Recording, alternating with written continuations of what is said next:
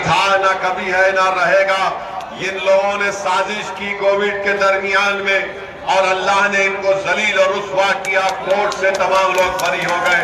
मेरे अजीज दोस्तों और बुजुर्गों, ये बात कहना जरूरी है कि जो काम दावत का किया जाता है, दीन का दावत का काम किया जाता है, वो किसी हुकूमतों का या शख्सियत का मोहताज ना था, ना कभी रहेगा। अल्लाह के दीन का पैगाम अगर आप नहीं करेंगे तो अल्लाह किसी और कौम को पैदा करेगा और अल्लाह उनसे अपना काम लेने वाला है। तो मैं ये जानता हूं और मानता हूं कि कोई दूसरी हुकूमत कुछ भी कर ले, मगर भारत के संविधान के तहत तबलीगी जमात को अपना काम करने की इजाजत है। और इस तरह की बकवास करने वाले, अनाप शनाप बकने वालों को चाहिए कि अपनी जबान को बंद रखे और सच्चाई को पहचाने। तीसरी बात मेरे अजीज दोस्तों और बुजुर्गों ये है कि आज हमने ये सुना कि कल हमारे वजीर आजम ने पूरे भारत के जो मेयर थे बल्दियात के, उनको बुलाकर कहा कि तोड़ फोड़ ज्यादा मत करिए। हम भारत के वजीर आजम से पूछना चाह रहे, तोड़ फोड़ 6 दिसंबर को किसने की थी? बताओ आप। तोड़ फोड़ के अगर आप बात कर रहे तो फिर आखिर क्यों ज्ञानवापी और मथुरा की मसाजिद के बारे में आप ही से ताल्लुक रखने वाले लोग बकवास करते हैं, जहर आलूदा बयानात देते हैं कि हम दोबारा ज्ञानवापी और मथुरा हमारे एजेंडे में शामिल है। मेरे अजीज दोस्तों और बुजुर्गों, पांचवी बात यह है कि मजलिस इत्तेहादुल मुस्लिमीन अब जब उत्तर प्रदेश में तंजीमी तौर पर मजबूत हो चुकी है और उत्तर प्रदेश के आने वाले असेंबली और विधानसभा के इंतखाबात में मजलिस पूरी ताकत और तैयारी के साथ इलेक्शन लड़ रही है, तो सबके पेट में दर्द हो रहा है, सब परेशान है कि अब क्या होने वाला है। समाजवादी पार्टी की तरफ से ये इल्जाम लगा दिया गया कि मजलिस वोट काटने के लिए आई है, मजलिस भी टीम है। हम समाजवादी पार्टी के ये जिम्मेदारों से पूछना चाह रहे, बताओ अगर मुसलमानों की क़ियादत बनाने का काम और इरादा और नीयत मजलिस रखती है तो इसमें सबको तकलीफ क्यों हो रही है? क्या उत्तर प्रदेश का यादव अखिलेश यादव को अपना नेता नहीं मानता? हर बरादरी, हर जात ने उत्तर प्रदेश में अपनी अपनी एक सियासी लीडर को बनाया या अपनी सियासी क़ियादत को बनाया या अपना नेता बनाया और उनसे इंसाफ भी किया जाता है।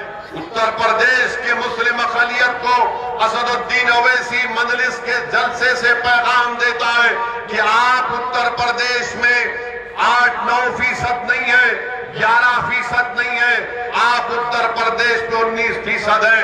आपको अपनी सियासी क़ियादत बनाना है, आपको अपने नुमाइंदों को अपने वोट से कामयाब करना है। अगर आप ये काम करेंगे तो याद रखिए इंशाअल्लाह ताला हमारे आने वाली नस्ल आपको सलाम करेगी, आपका शुक्रिया अदा करेगी। वरना याद रखिए, वरना मेरी इस बात को ज़हन नशीन कर लीजिए कि भारत में अगर मुसलमानों को अपना जायज मुकाम हासिल करना है, भारत में अगर मुसलमानों को अपनी नाइंसाफी का शिकायत अगर करते उस नाइंसाफी को खत्म करना है, भारत में अगर मुसलमानों को अपना हक मानना, अगर हक मिलना चाहिए, अगर आपको अपना हिस्सेदारी की शिकायत है कि हमको अपना हिस्सा मिलना चाहिए, नौजवानों को ये शिकायत है कि मुझे रिजर्वेशन मिलना चाहिए, अगर किसी मुस्लिम बाप को उसकी मां को शिकायत है कि मुझे अपनी औलाद को पढ़ाने के लिए पैसे नहीं है, तो याद रखो ये उसी वक्त मुमकिन होगा जब आप एक सियासी क़ियादत को बनाएंगे, आप अपनी ताकत का मुजाहरा करेंगे। याद रखिए, जिसके पास ताकत होगी उसी के सामने लोग आकर झुकते हैं, जिसके पास ताकत नहीं होगी दुनिया उसकी परवाह नहीं करते।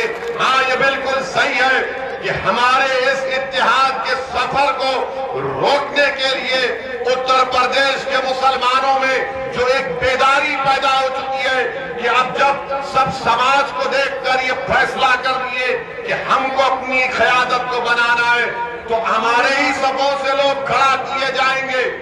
तारीख गवाह है कि टीपू सुल्तान के खिलाफ गद्दारी करने वाले मुसलमान, सिराजुद्दौला के खिलाफ गद्दारी करने वाले मुसलमान अल्लाह के रसूल सल्लल्लाहु अलैहि वसल्लम के हदीस शरीफ को याद रखिए कि मस्जिद है और रहमतुल आलमीन सल्लल्लाहु अलैहि वसल्लम फरमा रहे उखरिज व इन्नका मुनाफिक। तो ऐसे मुनाफिकीन, ऐसे दल्लाल लोग हमारी सभाओं में आएंगे जो आपको ये पैगाम देंगे कि अगर तुम मजलिस को वोट दोगे तो बीजेपी जीत जाएगी। मैं उत्तर प्रदेश के मुसलमानों से जिम्मेदारी के साथ कह रहा हूं कि जीतना और हारना ये जमहूरियत का खेल है। अगर आप इलेक्शन लड़ेंगे तो आप जीतेंगे भी और कोई हारेगा भी, मगर इसका ये मतलब नहीं है कि उत्तर प्रदेश का मुसलमान सिर्फ समाजवादी पार्टी को, कांग्रेस को, बीएसपी को वोट इसलिए दे कि वो भी जीत जाए, बीजेपी हार जाए और मुसलमान हार जाए।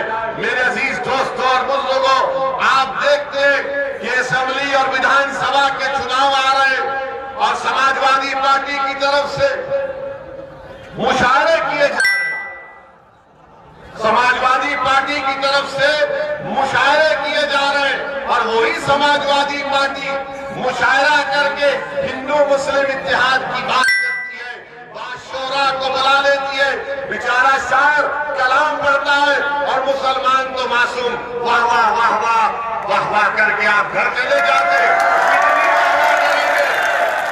कितनी वाह वाह करेंगे बताओ? तुमने अपनी जबान से कई साल से वाह वाह कर रहे हैं, मगर वो वाह वाह आहों में तब्दील हो रही हमारे बच्चों के मुस्तकबिल के लिए। तुमने मुशायरों में शिरकत करके एक शायर के कलाम पर वाह वाह किया, मगर बताओ जो बर्बादी तुम्हारे घर में और हमारे अतराफ में हो रही है उसका कौन उसका इजाला करेगा? मेरे अजीज दोस्तों और बुजुर्गों, यही समाजवादी पार्टी है अगर मुसलमानों से मिलेगी तो बोलेगी भाईचारगी पैदा करो, अगर कोई गैर मुस्लिम के पास जाएगी तो बोलेगी समाजी न्याय की बात करेंगे, समाजी इंसाफ की बात करेंगे, मुसलमानों से सद्भावना की बात। और किसी और से मिलेंगे तो बोलेंगे नहीं सोशल जस्टिस होना चाहिए, सामाजिक न्याय होना चाहिए। क्या मुसलमान को सामाजिक न्याय नहीं होना चाहिए? क्या मुसलमान को इंसाफ नहीं मिलना चाहिए? और अखिलेश यादव हर चीज पे कहते कि मैंने एक काम का उद्घाटन कर दिया था, मैं काम का इनॉग्रेशन कर दिया गया। और जब मोदी करते हैं तो अखिलेश बोलते नहीं मैंने इस काम का शुरुआत की थी। हाँ अखिलेश, मैं आज नगीना की सरजमीन से खड़े होकर कह रहा हूं कि तुम जो काम शुरू करते मोदी और योगी इसको मुकम्मल करते हैं। और वो क्या है? तुमने मुजफ्फरनगर शुरू किया तो योगी ने CAA के एहतजाज में 22 मुसलमानों को गोली मार दी हुकूमत ने। तुमने मुजफ्फरनगर शुरू किया तो यही बिजनौर का सुलेमान, एक नौजवान बच्चा जुम्मे की नमाज में उसको पुलिस ने गोली मारकर उसकी लाश को फेंक दिया था। हाँ अखिलेश, तुमने मुजफ्फरनगर शुरू किया तो योगी ने ये CAA के एहतजाज में ये काम कर दिया। अरे ये सब चीज तुम ही शुरू करते हो।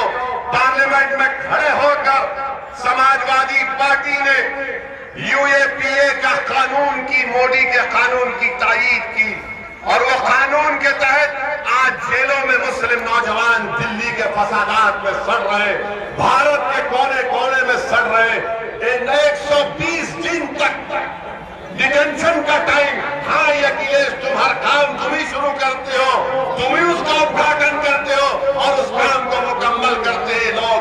हाँ तुमने बिजनौर में फायरिंग की थी तो योगी की हुकूमत आई और 27% मुसलमानों का इनकाउंटर में उनका कत्ल कर दिया गया। ये सब चीज आप ही शुरू करते और आ जाते हैं मसीहा बनकर। अरे बताओ तुमने क्या किया, कौन सा काम किया? 2000 तुम्हारी हुकूमत थी, जब बिजनौर में फसाद हुआ था तुमने क्या किया? मेरे अजीज दोस्तों और बुजुर्गों, मैं आपसे गुजारिश करने आया हूं कि मसाइल तो बहुत हैं, मगर आपको अपनी सियासी ताकत को मजबूत बनाना है। मजलिस इत्तेहादुल मुस्लिमीन आपसे गुजारिश करनी आई है कि मुत्तहिद रहिए, अब एक मौका अल्लाह हमको सबको दे रहा है कि आप मुत्तहिदा तौर पर अपने ओर से और अपनी दुआओं से मजलिस इत्तेहादुल मुस्लिमीन को कामयाब करिए। भारत के प्रधानमंत्री योगी को उपयोगी बोलते हैं, योगी को उपयोगी बोलते हैं, और खुद नीति आयोग कहता है कि भारत में तीसरा प्रदेश जहां पर सबसे ज्यादा गरीबी है तो उत्तर प्रदेश है। मुबारक हो मोदी साहब, इसमें उपयोगी का काम कर दिया कि उत्तर प्रदेश में तीसरे नंबर पर यहां पर आप देखते हैं। और मेरे अजीज के कानून के खिलाफ आप तमाम एहतजाज किया, मैं आपका शुक्रिया भी अदा करता हूं कि आप तमाम ने मिलकर बिजनौर में, नगीना में एक तारीख रकम की आपने, और यकीनन इसमें हमने 2 मुस्लिम नौजवानों को खोया। मेरी अल्लाह से दुआ है कि अल्लाह सुब्हानहू व तआला सुलेमान को और अनस को अल्लाह उसकी मग़फ़िरत फरमाए, अल्लाह इनके दर्जात को बुलंद करे, और अल्लाह सुब्हानहू व तआला जिन जालिम लोगों ने अपने नापाक हाथों से इन बच्चों का कत्ल किया, अल्लाह उनकी नस्ल को बर्बाद और ताकत। सुलेमान और अनस को गोली मारे, याद रखो तुम ज्यादा दिन तक ना मैं ज्यादा दिन तक दुनिया में जिंदा रहने वाला हूं। तुमने जुल्म किया, अल्लाह उसका इंसाफ करेगा। याद रखो तुमने मासूम बच्चों को गोलियां चलाई, इंशाअल्लाह ताला तुम्हारी औलाद जिन्होंने सुलेमान और अनस को गोलियां चलाई, इंशाअल्लाह तुम्हारी जिंदगी में तुम्हारी औलाद तुम्हारे सामने इसी तरह तड़प तड़प कर मरेगी। जब तुमको मालूम होगा तुम्हारे हाथ में हथियार है तो गरीब को बचाने के लिए, मजलूम की हिफाजत करने के लिए, जुल्म करने के लिए नहीं है। मेरे अजीज दोस्तों और बुजुर्गों, वहीं पर एक और बात आपके सामने रखना बेहद जरूरी समझता हूं। समाजवादी पार्टी मजलिस को फिरका परस्त कहती है। हम अखिलेश यादव से पूछना चाहते हैं, बताइए आप ये सुनील सिंह किसका रिश्तेदार है? जनरल सेक्रेटरी सुनील सिंह, बाबा की हिंदू वाहिनी का सुनील सिंह अखिलेश यादव के पास आज उनके बगल में बैठा है, और वो सेकुलर हो चुका है, वाहियात बातें और बयानात वो दे चुका है, मगर इनकी नजर में सेकुलर हो जाता है। बताओ ये कौन सा सेकुलरिज्म है कि जो हिंदू वाहिनी का लीडर है वो समाजवादी में चला जाता है? मेरे अजीज दोस्तों और बुजुर्गों, वहीं पर आप और हम जानते हैं कि आप ही के बिजनौर जिले में मुबारकपुर एक गांव है जहां पर हमारे वजीर आजम ने अपनी मन की बात में मुबारकपुर की आवाम को मुबारकबाद दी, इसलिए कि मुबारकपुर में मुसलमानों ने बैतुल खला को बनाया। मगर मोदी जी, मुबारकबाद से क्या होगा? क्या आपने मुबारकपुर के बसने वाले मुसलमानों को प्रधानमंत्री ग्रामीण आवास योजना में कोई घर भी दिया तो मालूम होगा नहीं, घर नहीं देंगे तुमको, सिर्फ जबान से तुम्हारा शुक्रिया अदा कर देंगे। ये वजीर आजम की पॉलिसी रही है। आप बात करते हैं सबका साथ, सबका विकास, मगर बताइए क्या ज्ञानवापी मस्जिद को आप खूबसूरत नहीं बना सकते? क्या मथुरा की मस्जिद का और मस्जिद को खूबसूरत नहीं बना सकते? क्या आप दिल्ली की जामा मस्जिद को खूबसूरत नहीं बना सकते? अरे एक पैसा देश का है, आपका मेरा पैसा नहीं है, मगर एक ही चीज के लिए इस्तेमाल करना, ये इस बात का पैगाम देता है कि बीजेपी किस रास्ते पर जा रही है। और एक और कानून लाने जिसमें मोदी जी ये कह रहे हैं कि 18 साल में लड़कियों की शादी नहीं होगी, 21 साल में होगी। हम प्रधानमंत्री से पूछना चाहते हैं कि आप बच्चियों को 18 साल में शादी करना क्यों नहीं देना चाहते? 18 साल में हमारी बेटी वोट डाल सकती है। कौन मुख्यमंत्री बनेगा, कौन प्रधानमंत्री बनेगा, कौन क्या करेगा उसको मालूम, मगर वजीर आजम कहते हैं कि नहीं, शादी 21 साल में करेंगे। हम वजीर आजम से पूछना चाह रहे, ये शादी पर आप हमेशा हमला क्यों कर देते हैं? ये हमेशा उस पर हमला क्यों कर देते हैं आप? 18 साल में कॉन्ट्रैक्ट साइन, 18 साल में बिजनेस शुरू कर सकते। 18 साल में कोई बगैर शादी के मर्द के साथ भी रह सकता है। 18 साल में कोई बगैर शादी के जिनसी ताल्लुकात भी पैदा कर सकते। इस सब करेंगे मगर शादी नहीं कर सकते। यानी मैं किसी एक गैर महरम के साथ कोई भी रह सकता है, ताल्लुकात भी पैदा कर ले, कोई फर्क नहीं पड़ता, मगर शादी नहीं कर सकते। अमेरिका में 16 साल की 14 साल की उम्र में शादी कर सकते। बर्तानिया में 16 साल में, न्यूजीलैंड में 16 और 19 साल के दरमियान में। मेरे अजीज दोस्तों और बुजुर्गों, हर महाज पर बीजेपी की हुकूमत नाकाम साबित हुई। हर महाज पर ये बोलते कि मैं गंगा एक्सप्रेस वे बनाऊंगा, हम आ रहे थे दिल्ली से, कितना ट्रैफिक है हमको मालूम। ये मसला हल नहीं करेंगे, एक्सप्रेस वे बनाएंगे। जीएसटी वजीर नरेंद्र मोदी ने लगा दिया, साबुन से लेके बनियन तक कीमतें बढ़ गई और जीएसटी पे कीमतें बढ़ गई। ऑयल पेट्रोल की कीमतें आसमानों को छू रही है, मगर वजीर आजम कह रहे हैं कि उपयोगी है। मेरे अजीज दोस्तों और बुजुर्गों, यकीनन मजलिस इत्तेहादुल मुस्लिमीन की ये कोशिश है कि आने वाले विधानसभा के चुनाव में, असेंबली के इंतखाबात में यहां से दोबारा बीजेपी की हुकूमत ना बने और योगी दोबारा मुख्यमंत्री ना बने। ये मजलिस इत्तेहादुल मुस्लिमीन की कोशिश है। लोग मुझसे पूछते हैं कि आप इनसे अलायंस क्यों नहीं कर लेते, फुला से अलायंस क्यों नहीं कर लेते। मैंने साफ और वाज़ेह तौर पर कहा कि मजलिस कांग्रेस और बीजेपी से अलायंस नहीं कर सकती। मजलिस कांग्रेस और बीजेपी से अलायंस नहीं कर सकती, मगर ये दूसरी जमातें मजलिस इत्तेहादुल मुस्लिमीन को ये कहते हैं कि मजलिस इत्तेहादुल मुस्लिमीन को हाथ नहीं लगाएंगे, क्योंकि ये जानते हैं कि मजलिस जिस मकसद को लेकर आगे बढ़ रही है, जो पैगाम मुसलमानों उत्तर प्रदेश से दे रही है, वो ये है कि आपको अपनी सियासी क़ियादत को बनाना है। आप कोई वोट डालने वाली मशीन नहीं है, आप कोई बैंक का एटीएम नहीं है कि कोई आए और मुसलमानों से कहे कि वोट डाल दो। आप कोई बैंड बाजा की पार्टी नहीं है कि दूल्हे की बारात निकलेगी और हम बैंड बाजा बजाएंगे, दूल्हा शादी खाने में चला जाएगा और बैंड बाजा वाले जाकर कोने में बैठ जाएंगे। ये नहीं चलने वाला है, याद रखो। आप आज उत्तर प्रदेश के मुसलमानों को अपनी अगर अहमियत को जताना है, अपने हुकूक को हासिल करना है, इस जुल्म को खत्म करना है, तो सिर्फ जज्बाती तकारीर से या नारों से या आंख में आंसू लाने से हल नहीं होगा। याद रखो, जब तक आप सियासी ताकत नहीं बनेंगे और सियासी क़ियादत आपकी नहीं बनेगी, हम इन मसाइल को हल नहीं कर सकते। बताइए आप कि हर जगह पर मजलिस का जलसा होता है। लोग मुझसे पूछते हैं कि आपने इस मसले को उठाया। मैं उनसे पूछता हूं कि हाँ मैंने उठाया, बताओ क्या समाजवादी या कांग्रेस ने उठाया? तो बोलते नहीं उठाया। क्यों नहीं उठाते, क्यों नहीं बोला जाता? आपको मुशायरे दे दिए गए, मुशायरे में बैठो, सुनो और इनको वोट डाल दो।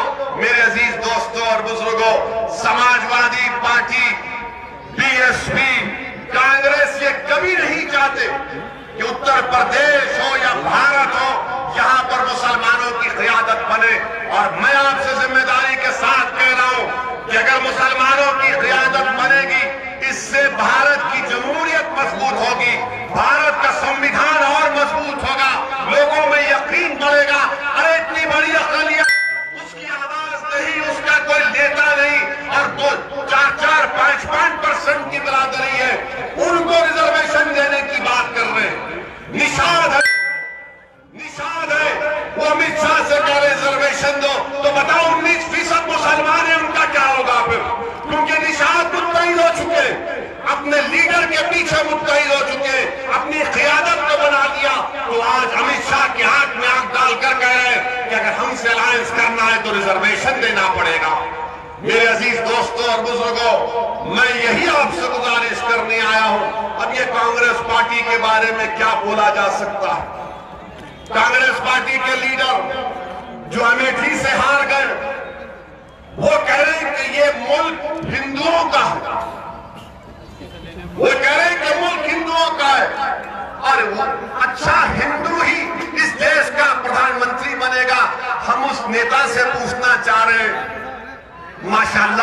50 साल के ऊपर हो गए मगर आज भी बैचलर हैं, मुबारक आपको। मगर ये तो बताओ कि अच्छा हिंदू कौन है? अच्छा हिंदू कौन है? आपके वालिद राजीव गांधी वजीर आजम थे, बाबरी मस्जिद के ताले खोले गए, अच्छे हिंदू थे नहीं थे बताओ? तुम्हारी कांग्रेस इख्तियार की थी, बाबरी मस्जिद को शहीद कर दिया गया, बताओ अच्छे हिंदू थे? कौन से थे? मलियाना हाशिम पूरा हुआ तुम्हारा वजीर, और यहां पर चीफ मिनिस्टर, बताओ क्या थे? मेरे अजीज दोस्तों और बुजुर्गों, याद रखिए ये तमाम के तमाम हिंदुत्व आइडियोलॉजी को मानने वाले, हिंदुत्व आइडियोलॉजी को मानने वाले, चाहे अखिलेश हो, चाहे राहुल हो या दूसरे पार्टियां हो, वो इस बात की कोशिश कर रहे हैं कि सबसे बड़ा हिंदू कौन है इस देश में। सबकी कोशिश ये है कि मोदी से बड़ा मैं हिंदू बन जाऊं। मेरे अजीज दोस्तों और बुजुर्गों, जो लोग आकर मजलिस पर उंगलियां उठाते, मैं उनसे भी कह रहा हूं, जाकर पढ़ो, जाकर देखो, मालूमात हासिल करो कि 2019 के लोकसभा के चुनाव में 75% मुसलमानों ने सपा और बसपा के उम्मीदवार को वोट दिया। इसी वजह से यहां से बीएसपी के एक उम्मीदवार की कामयाबी हुई, मगर सिर्फ 15 सीट पर क्यों जीते? आपने 75% मुसलमानों ने वोट दिया तो 15 लोकसभा सीट पर सपा और बीएसपी के लोग कामयाब हुए। क्यों? क्योंकि 75% हिंदुओं ने मोदी को वोट दिया, 75% हमारे हिंदू भाइयों ने मोदी को वोट दिया। मेरे अजीज दोस्तों और बुजुर्गों, इस हकीकत को पहचानिए, आप दोबारा गलती मत करिए, अपनी क़यादत को मजबूत करिए और यहां से 2-2 मरतबा जीत जाते। नगीना से सपा के लोग जीत गए, 10 साल से मिले हैं, क्या कोई कॉलेज है यहां पर? क्या कोई कॉलेज बनाया गया? और फिर एनआरसी का एहतजाज हुआ, विधायक साहब नजर आया आपको? जब एनआरसी का एहतजाज हो रहा था तो सब घर में बैठे थे, सब घर में बैठे थे और हम लड़ रहे थे, अपनी बका की लड़ाई लड़ रहे थे, भारत के संविधान को बचाने की लड़ाई लड़ रहे थे। और दुनिया ने देख लिया कि भारत की पार्लियामेंट में जब मोदी की हुकूमत ने एनआरसी का कानून लाया, असदुद्दीन ओवैसी ने न सिर्फ भारत के मुसलमानों की तरफ से बल्कि हर उस भारत के शैली की तरफ से जो भारत के संविधान को मानता था, मैंने मोदी की हुकूमत के सामने खड़े होकर कहा कि ये तुम्हारा कानून मजहब की बुनियाद पर बनाया जा रहा है, जो अम्बेडकर के बनाए संविधान के खिलाफ है। जिस तरह गांधी ने सफेद फार्म अफ्रीका में इस तरह के कानून को फाड़ा था, मैंने बीजेपी के 300 एमपी के सामने कहा यह कानून को मैं नहीं मानता। आपने क्या किया? आपने क्या किया बताइए? समाजवादी के लोगों ने ताथैया कर रहे हैं, एक कदम आगे 2 कदम पीछे, एक कदम आगे बोलते क्यों नहीं? मगर इलेक्शन का मामला आया तो अब इनको सबको क्या लग रहा है कि ओवैसी को निशाना बनाओ। अरे तुम कितना निशाना बनाते बनाओ, मुझे मैं तैयार हूं। तुम क्या निशाना बनाओगे? मगर मैं जो यहां पर मिसालें दे रहा हूं, जो दलीलें दे रहा हूं, इसका जवाब दो तुम, इसका जवाब दो। तुमने मुसलमानों की क़यादत क्यों नहीं बनाई? तुमने मुसलमानों को उत्तर प्रदेश की सियासत में उनका जायज मकाम क्यों नहीं दिया? तुमने हमको कैदी क्यों बना कर रखा? तुमने हमारी जबानों को बंद क्यों कर दिया? तुमने हमारे बच्चों के तरक्की के मौकों को क्यों बंद कर दिया? तुमने हमारी मसाजिदों की हिफाजत क्यों नहीं की? क्यों तुमने हमारी तहजीब की हिफाजत क्यों नहीं की? इसका कोई जवाब इनके पास नहीं, कोई जवाब इनके पास नहीं। मेरे अजीज दोस्तों और बुजुर्गों, मेरी आपसे दबन गुजारिश ये है कि इस बार सोच समझ कर अपने वोट डालने का फैसला लीजिए। और फिर यहां पर अफसोस की बात है कि मुझे बताया गया कि शेख खलील रहमान मरहूम जो चेयरमैन थे नगीना के, उनका इंतकाल हुआ तो विधायक साहब पुरसा देने भी नहीं आए। अब बताइए, आप जिंदा रहे तो भी फिक्र नहीं है, जब अल्लाह के पास चले जाते हैं तो आकर नाटक करके पुरसा भी नहीं दे सकते। इसलिए नहीं करते क्योंकि इनको मालूम ये मुसलमान कहां जाएगा, ये मुसलमान कहां जाएगा उनको छोड़कर। याद रखो आप 19% है, यादवों की तरह 9-10% नहीं है आप। अगर आप इनको छोड़ देंगे तो कोई हुकूमत नहीं बना सकेगा उत्तर प्रदेश में। अगर समाजवादी बीएसपी के कामों की तकमील हो रही है तो उत्तर प्रदेश के मुसलमानों की बर्बादी पर उनके खाब बनाए जा रहे हैं। अगर अखिलेश यादव अपना चीफ मिनिस्टर बनता है, अपने महल में रहता है, तो तुम्हारी लाशों के ऊपर तुम्हारे मुस्तकबिल को बर्बाद करके वो अपना महल तामीर करते हैं इख्तिदार का। बताओ कि हमसे वोट डालते रहेंगे, हिस्सेदारी लेना है। और याद रखो हिस्सा उसी को मिलता है जो लड़ने के लिए तैयार होता है, हिस्सा उसी को दिया जाता है जो इनकी आंख में आंख डालकर कहता है कि मुझे अपना हिस्सा मिलना चाहिए। उत्तर प्रदेश में हर समाज को उसका हिस्सा मिल रहा है, हर समाज को उनका मुकाम दिया जा रहा है। और सब जानते हैं कि मुसलमान, इसको कुछ करने की जरूरत नहीं है, एक मुशायरा कर दो, ईद के दिन घर पे चले जाओ। रमजान में हम 12-14 घंटे का रोजा रखते, ये नेता आ जाते वो डालो खरीदा मुसलमान, अरे देखिए आए थे हमारे घर को। बस इनको मालूम ये 4 दिन बराबर चले जाओ, दोनों ईद के दिन, ईद उल फितर, ईद उल अज़हा, रमजान के दिन और मिलाद के दिन। मुबारक हो आपको, मुबारक। अरे हमारे आका की आमद हुई है तो तुम भी मान लो ना, कौन रोक रहा है तुमको। रमजान ये इसी में हम खुश हो जाएंगे। मेरे अजीज दोस्तों और बुजुर्गों, हमारे मसाइल इससे ज्यादा है। मैं किसी का मुखालिफ नहीं हो कि कोई ईद के दिन मेरे घर पर आए, यकीनन खुशी का दिन, कोई इफ्तार के वक्त आ जाए, मुझे कोई इतराज नहीं है। मगर अगर वो आकर ये समझ रहा है कि इससे मेरा मसला हल हो जाएगा, मेरा मसला हल नहीं होगा, मेरा इससे मसला हल नहीं होगा। और फिर ये बार बार ये बीजेपी आएगी, बीजेपी आएगी। अरे बीजेपी आई तो आपको इख्तिदार चले गया ना। बीजेपी अगर आई तो नुकसान सबसे ज्यादा किसको हुआ? क्या अखिलेश को हुआ? क्या बहन जी को हुआ? क्या कांग्रेस को? अरे हम निशाने मलामत आ गए, हमारे वजूद को खतरा पैदा हो गया कि तुम आए हमारे बचाने के लिए। जब हमारे बच्चों पर गोलियां चलाई जा रही थी तुम आए। गोरखपुर का कुत्ता एक मर गया, पुलिस ने मारा तो योगी आदित्यनाथ और अखिलेश पहुंच गए उसके घर को। कासगंज का अल्ताफ मारा गया तो कोई नहीं जानते, कोई जाता भी नहीं है, क्योंकि वो मुसलमान है, उसकी जान की कीमत नहीं है, तुम्हारे खून की कीमत नहीं है। तुम समझ रहे कि तुम्हारे आंसुओं की कीमत है, नहीं, तुम्हारे खून की कीमत नहीं, तुम्हारी जान की कीमत नहीं। इसलिए कि तुमने ताकत नहीं दिखाई, और ताकत दिखाना 2 लाख का मजमा खड़ा करने से ताकत नहीं दिखती। ताकत इख्तिदार वालों को डराने से मिलती कैसे? जब तुम एक सियासी क़यादत बनाओगे, जब तुम एक सियासी हुकूमत बनोगे, तुम्हारे वोट से तुम्हारा नुमाइंदा जब लखनऊ की विधानसभा में जाकर कहेगा नारे तकबीर अल्लाह, तब इनको मालूम होगा कि हाँ अभी आमद हो चुकी है, इनकी आमद हो चुकी है।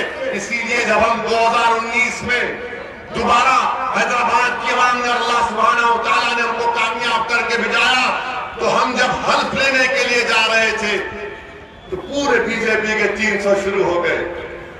उनका जो जीएसआर का नारा है वो नारा लगा दे, वो फुला भारत का वो फुला नारा। हमको देखकर बोले पुकारो बाबा पुकारो, हमको देखकर तुमको सब याद आते, हम ही को देखकर हमने हल्फ लिया। और हल्फ लेने के बाद हमने कहा कि हमारी फितरत में नहीं है कि किसी का कर्जा बाकी रखे। तो हमने हल्फ किया और पूरे ऐवान के सामने हमने कहा जय भीम। तो उनको ये लगा ये क्या कर रहा है। उसके बाद हमने कहा तकबीर अल्लाह अकबर। अब इनको बर्दाश्त नहीं हुआ कि कैसे हम तमाम के सामने इसने अल्लाह अकबर कह दिया। बीजेपी के लोग आकर पूछे वैसी तुमने हमारे सामने अल्लाह अकबर का, मैंने कहा संविधान इजाजत देता है, नहीं बोल सकते क्या? बोले तुम ऐसा ही बोल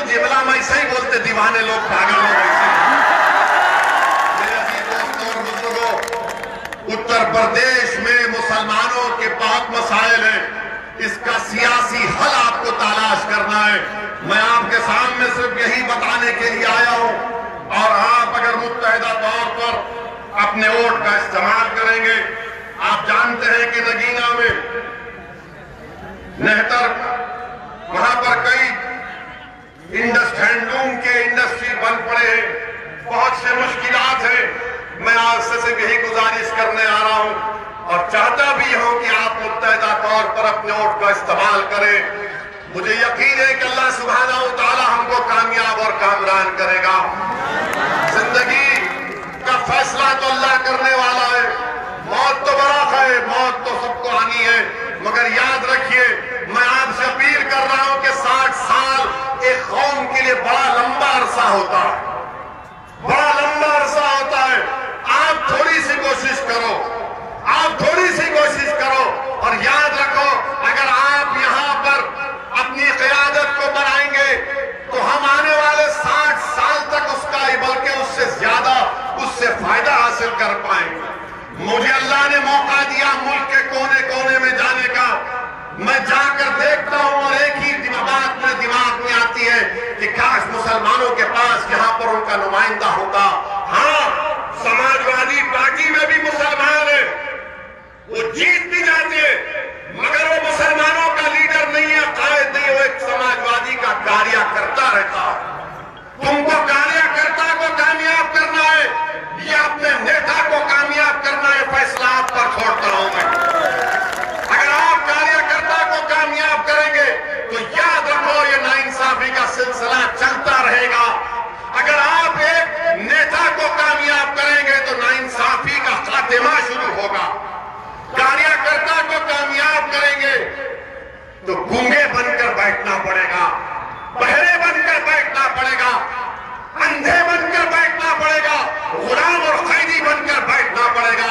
अगर आप मुसलमानों के नेता को कामयाब करेंगे तो वो उत्तर प्रदेश की सियासत में एक ज़लज़ला पैदा कर देगा, एक इनकलाब पैदा कर देगा, मजलूमों की आवाज बनेगा, सिर्फ मुसलमानों की नहीं, दलितों की, मुसलमानों की, वंचित समाज के इंसाफ का मुतालबा करेगा।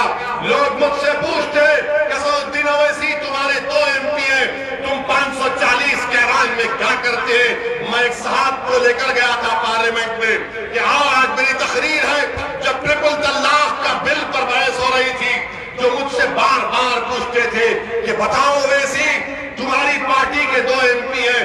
मैंने कहा आ जाओ पार्लियामेंट में, पास निकाला, और जहां पर अवाम को बैठने की इजाजत है, हमने उनको बैठने का परमिशन दिलाया। और जब हमारी तकरीर शुरू हुई, सिर्फ 6 मिनट का वक्त मिलता है मुझे, 6 मिनट में हमने हर चीज को धो दिया। अल्लाह के करम से हमने हर चीज को बता दिया, संविधान के खिलाफ है, क्या क्या नहीं कर गलतियां हो रही हैं। तो बाद में उस शख्स ने मुझसे कहा कि हाँ, मैं मान चुका हूं तुम्हारी बात को। मैं आज भी आपसे कह रहा हूं, जब मुजफ्फरनगर का फसाद हुआ तो क्या उत्तर प्रदेश में 60 के करीब मुसलमान नहीं जीते थे MLA बनकर?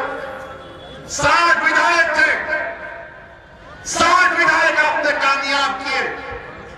अगर उसमें से 10 आपके वोट से कामयाब होते तो खुदा की कसम मुजफ्फरनगर नहीं होता, नहीं होता, नहीं होता। मगर आपने वोट डाला, कार्यकर्ता को वोट डाला, आपने नेता नहीं बनाया। मैं आपसे शिकायत करने आया हूं, मेरा हक बनता कि मैं आपसे शिकायत करूं। मैं सरजमीन का नहीं हूं, मैं मानता हूं, ना मैं यहां पर अपनी मकबूलियत के लिए आया हूं, ना अपनी अनानियत के लिए आया। मैं आया हूं कि मेरा हक बनता है, क्योंकि मेरा और तुम्हारा कोई खून का रिश्ता नहीं है, मगर मेरा और तुम्हारा वो रिश्ता है, याद रखो, जिसको रब्बुल आलमीन ने कलमे की बुनियाद पर कायम किया। उस रिश्ते की बुनियाद पर आपसे अपील कर रहा हूं कि एक अच्छा फैसला लो, आप अपनी जमात को कामयाब करो। आप डरने और घबराने की जरूरत नहीं है। अरे आपने 60 को जिताया तो 50,000 मुसलमान मुजफ्फरनगर में बेघर हो गए। समाजवादी पार्टी के 5 साल के दौर में हजारों फसादात हुए। बताओ आप, आज फिर इलेक्शन आ गया तो सब लोग कह रहे सेकुलरिज्म को जिंदा रखो। अरे सेकुलरिज्म जिंदा उस वक्त रहेगा जब गुड़गांव में हमको नमाज पढ़ने की इजाजत मिलेगी। नमाज भी नहीं पढ़ सकते आप, खाली मुसलमानी रोड पर इबादत करता, कोई और नहीं करता, कोई और नहीं करता, हम ही करते हैं ना। मेरे अजीज दोस्तों और बुजुर्गों, यही चंद अहम गुजारिशात मुझे आप तक रखना था और इंशाअल्लाह ताला मैं आपसे वादा कर रहा हूं कि यहां से आप मजलिस इत्तेहादुल मुस्लिमीन के विधायक को, उम्मीदवार को कामयाब करिए। जो आपके मसाइल ज़ेर तकमील है, इंशाअल्लाह मजलिस का नुमाइंदा उन मसाइल को हल करेगा। आप ये मत देखिए कि कोई ये मिनिस्टर बनेगा या ओवैसी के पार्टी के लोग मुख्यमंत्री बनेंगे। मेरा जिंदगी का मकसद कोई संतरी या मंत्री बनना नहीं है। मेरे जिंदगी का मकसद यह है कि अल्लाह जब तक मुझे जिंदा रखेगा, मैं हक की कामयाबी के लिए काम करता रहूंगा, बातिल के खिलाफ करता रहूंगा। ये अल्लाह के ऊपर है, ये अल्लाह के ऊपर है कि अल्लाह मुझे कामयाब करे या ना करे, मगर हमारी जिम्मेदारी है कि हम सच्चाई का साथ दें, हक के गलबे के लिए काम करें और बातिल का साथ ना दें। जिन्होंने हमको झूठ बोलकर, जिन्होंने हमको डरा डरा कर हमारे वोट को हासिल किया, मगर हमारे बुनियादी मसाइल को नहीं किया, मैं आपसे अपील कर रहा हूं कि एक मर्तबा अच्छा फैसला लीजिए, सोचिए। अगर आपको इस्तिखारा करना है तो इस्तिखारा भी करिए, जरूर करिए, जरूर करिए इस्तिखारा। और अगर मेरी बातों में सच्चाई है, अगर मेरी बातों में सदाकत है, तो दिल का मोड़ने वाला रब्बे करीम है। ओवैसी की तकरीर से किसी का दिल नहीं मुड़ सकता। तो रब्बुल आलमीन कुन फयकून फरमा देगा तो मजलिस को एक नहीं बल्कि कई जगह पर कामयाबी मिलेगी और इंशाअल्लाह ताला मिलेगी। आप तमाम का बेहद शुक्रिया।